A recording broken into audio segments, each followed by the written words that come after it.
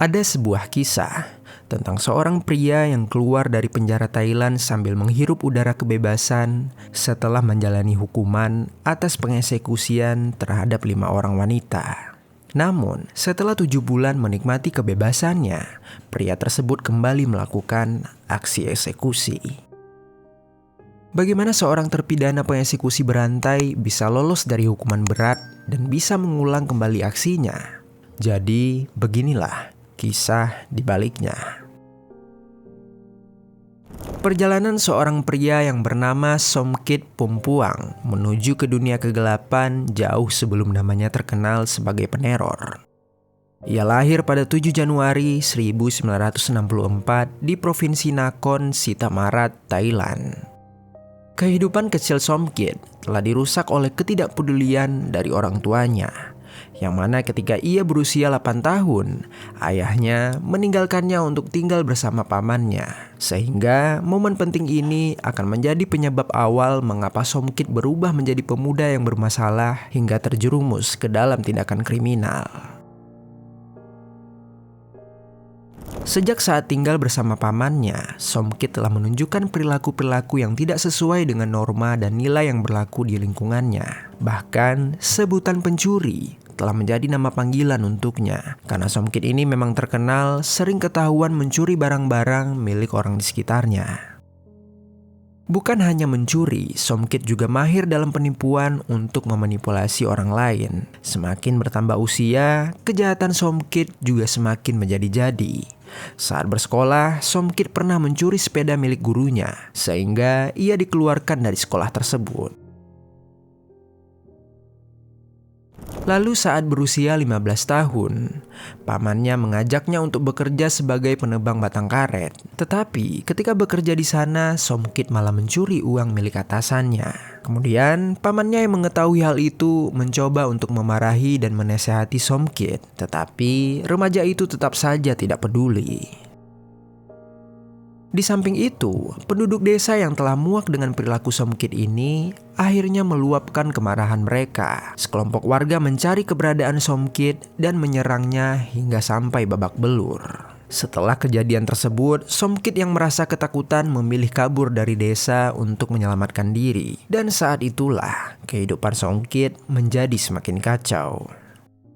Untuk bertahan hidup, Somkit melakukan tindakan kriminal yang lebih serius. Ia akan mengulang kejahatan-kejahatan itu di sepanjang hidupnya, di mana setiap kejahatannya akan terus meningkat seiring berjalannya waktu. Perilaku buruk Somkit tersebut disebabkan karena mengalami masa kecil yang buruk, di mana kurangnya perhatian dari orang tua membuat Somkit menjadi pembangkang dan sulit mengontrol emosinya. Bertahun-tahun emosional ini tidak diobati sehingga merusak otak Somkit yang akhirnya membuat dirinya tidak memiliki sifat empati terhadap orang lain. Saat memasuki usia dewasa, benih-benih kriminalitas yang telah tertanam di masa mudanya mulai membuahkan hasil yang sangat berbahaya.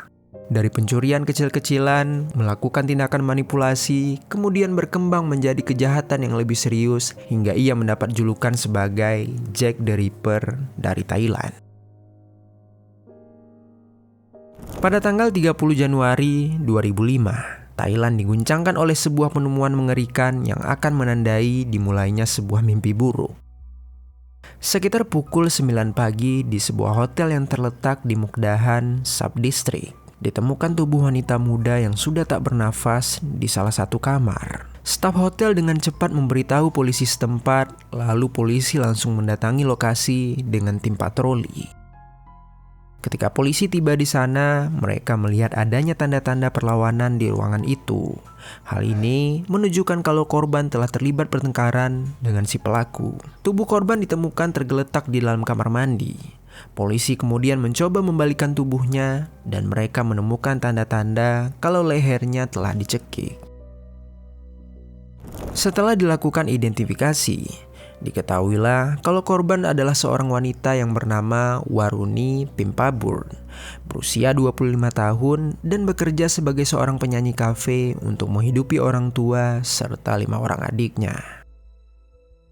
Penghasilan Waruni dari pekerjaan sebagai penyanyi kafe tidak begitu banyak, sehingga ketika ada seorang pria yang mendekatinya dan mengaku sebagai manajer pencari bakat, Waruni melihat adanya sebuah peluang untuk mengubah nasib. Dan ia pun menyetujui ajakan pria tersebut untuk mengobrol di hotel bersamanya. Para saksi yang termasuk teman-teman Waruni dan staf hotel membenarkan kalau Waruni telah melakukan check-in di Palace Hotel Mukdahan bersama seorang pria. Namun sayangnya, pria yang disebutkan tidak meninggalkan identitas apapun kepada pihak hotel. Setelah kejadian itu, polisi langsung mengumpulkan bukti DNA dari TKP seperti cairan pria yang menempel pada baju korban dan juga sidik jari. Tetapi anehnya, tidak ada satupun sampel yang cocok dengan catatan milik polisi. Dan yang lebih memperburuk keadaan, hotel tersebut juga belum memiliki kamera CCTV. Karena mengingat pada tahun 2005, teknologi kamera pengawas belum tersebar secara merata di negara tersebut. Satu-satunya petunjuk dari kejadian itu hanyalah sebuah nama yang dipakai si pelaku untuk melakukan check-in, yaitu Somkit. Tetapi, nama Somkit ini termasuk nama yang umum digunakan oleh warga-warga Thailand, sehingga tetap saja membuat polisi sulit melacak keberadaan pelaku. Singkat cerita, bulan demi bulan berlalu. Kasus tersebut masih belum jelas siapa pelakunya.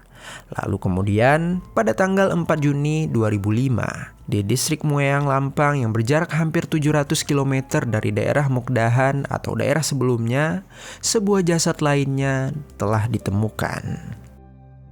Kali ini korbannya bernama Pongpan Sapchai, berusia 34 tahun. Sama seperti Waruni, Pongpan ditemukan meninggal dunia di sebuah kamar hotel yang disebabkan oleh penyerangan dengan cara dicekik. Pada saat dilakukan otopsi, hasilnya menunjukkan kalau Pongpan meninggal dunia dalam keadaan mengandung.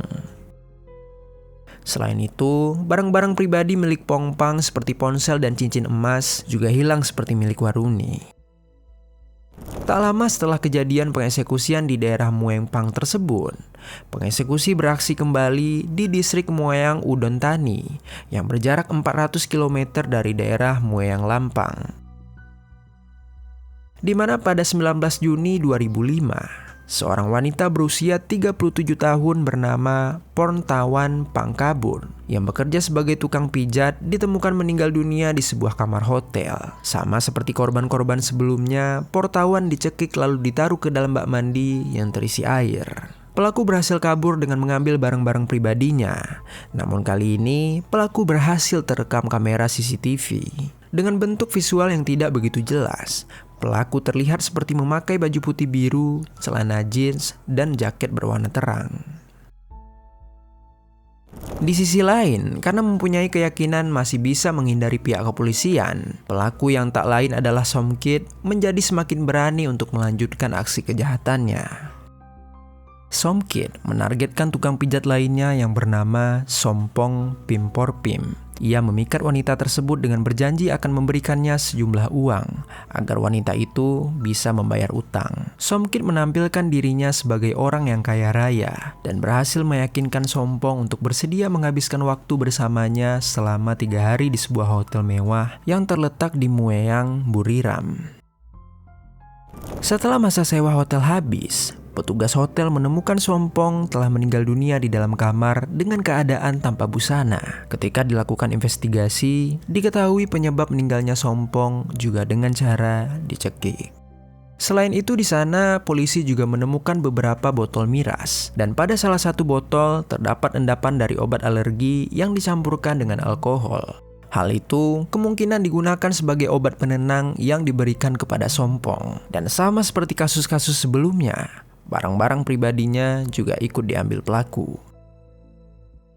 Setelah terjadinya 5 kasus pengeksekusian dengan jarak waktu yang sangat berdekatan ini, polisi menyadari bahwa mereka sedang berurusan dengan seorang pengeksekusi berantai, di mana kejahatannya itu membentuk sebuah pola yang sama berulang kali.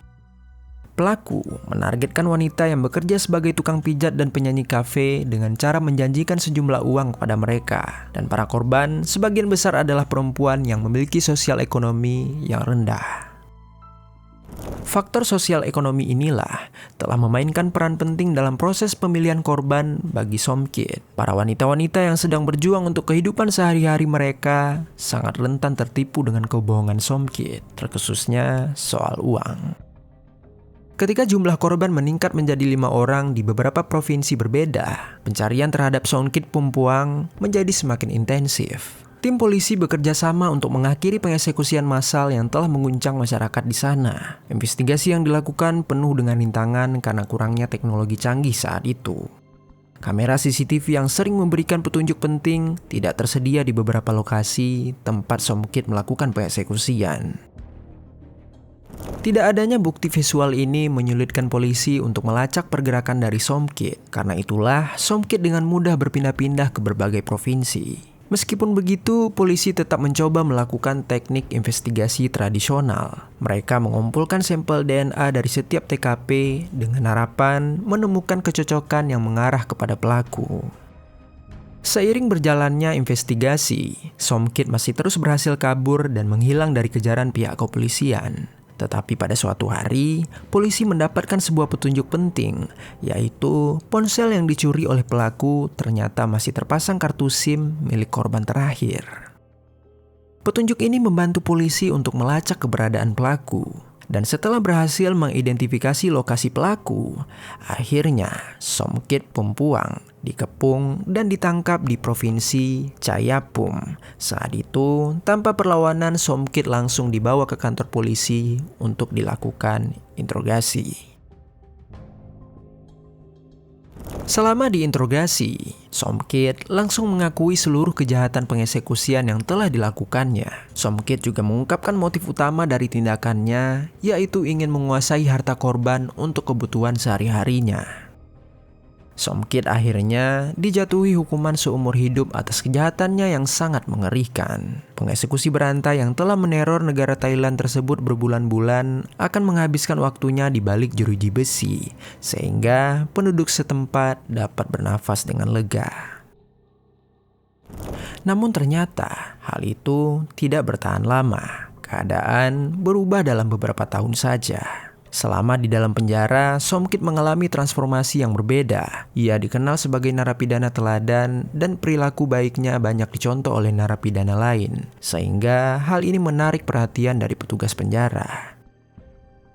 Seiring berjalannya waktu, karakter Somkit yang dinilai telah berubah oleh pihak berwenang akhirnya banyak membuatnya mendapatkan gerasi atau pengampunan. Setiap gerasi mengurangi hukuman seumur hidupnya secara bertahap, dan akhirnya pengadilan mengubah hukuman yang dijatuhi kepada Somkit dari yang sebelumnya penjara seumur hidup menjadi hukuman penjara selama 13 tahun saja. Pengurangan hukuman ini sempat memicu perdebatan.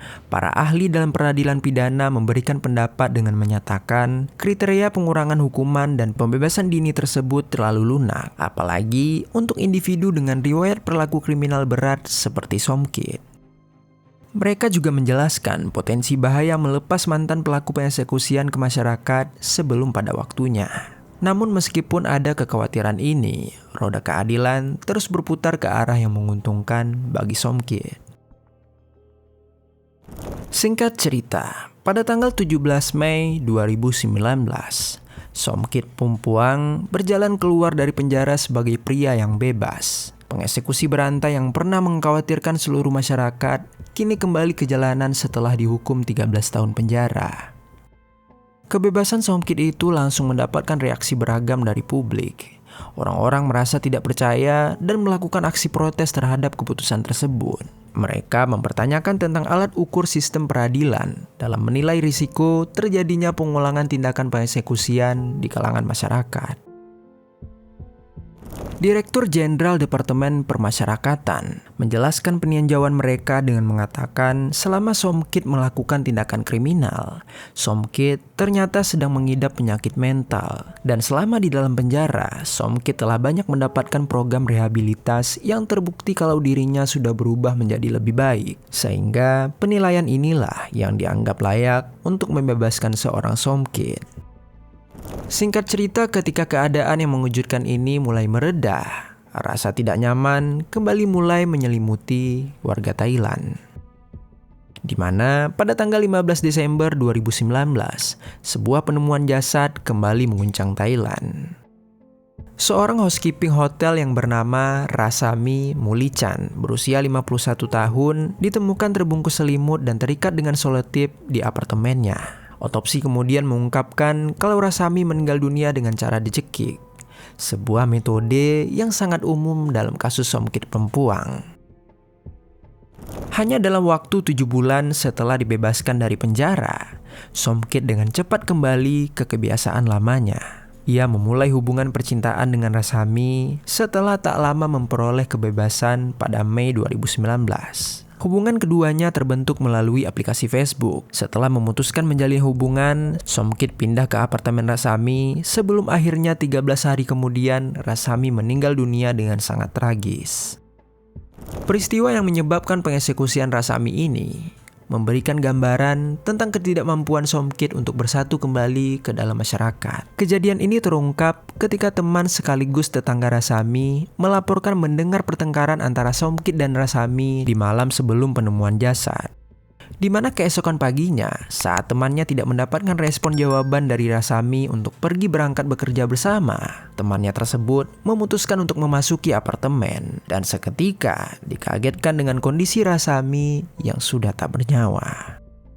Teman dari Ramsami tersebut memberikan laporan kepada pihak kepolisian kalau orang yang terakhir kali bersama Ramsami adalah pria yang bernama Somkit yang diketahui sebagai pacarnya. Setelah mendapatkan informasi, polisi langsung melakukan pengejaran terhadap mantan narapidana tersebut. Singkat cerita, 4 hari setelah kejadian dan berita buronan telah disebarkan, Somkit akhirnya ditangkap di sebuah kereta setelah dirinya dikenali oleh seorang penumpang lainnya. Dan anehnya, Somkit tidak melakukan perlawanan ketika ditahan oleh pihak berwenang. Ketika diinterogasi, Somkit menjelaskan motifnya, di mana sehari sebelum melakukan aksinya, ia memakai sepeda motor milik Rasami tanpa meminta izin terlebih dahulu. Setelah dirinya pulang, Rasami langsung memarahinya dan seketika terjadilah pertengkaran yang berujung pada pengeksekusian. Pada tahun 2021, kasus Somkit Pumpuang mencapai akhir yang suram. Somkit akhirnya dijatuhi hukuman eksekusi atas kejahatan terakhirnya. Kasus ini memberikan pelajaran penting tentang evaluasi psikologis yang harus dilakukan secara menyeluruh untuk membebaskan seseorang. Dan bagi para korban Somkit, mereka adalah seorang wanita yang hanya bekerja keras untuk mencari nafkah dan memiliki harapan yang lebih baik untuk masa depannya. Semoga para wanita ini menemukan kedamaian di akhirat. Dan keluarga mereka yang menanggung beban kesedihan serta pertanyaan yang belum terjawab, semoga akhirnya menemukan penyelesaian. Begitulah kisah dari Somkit Pumpuang. Semoga kisah ini menjadi pelajaran bagi kita semua.